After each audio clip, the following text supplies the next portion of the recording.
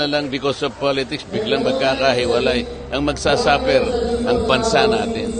How do you expect the country to rise and develop when the Vice President and the President are at loggerheads? Hindi pwede yun. Gusto ko sana, hindi ganun eh. Walang politika ganyan. At layo pa ng 2028. Yun na kagad ang iniisip nila. That's the problem. Ang magpo-prosecute sa kanya under our rules, 11 prosecutors coming from the House of Representatives. Hindi naman ako sasama sa magpo-prosecute sa kanya because I am trying to defend the rule of law. Alam kong mali yung impeachment. There is no basis. Wala siyang paglabag. Isipin mo, ino-audit pa lang. Kapag yung account ino-audit pa lang, this is tentative.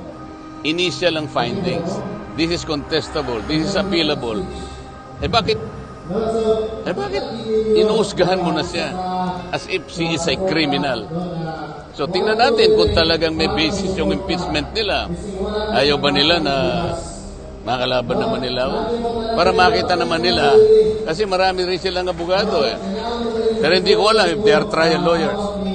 So yung impeachment complaint, diba hindi po yun pwede pang dalawa na? Hindi pwede yung dalawa. Once an impeachment complaint was already referred to the Justice Committee, that is the first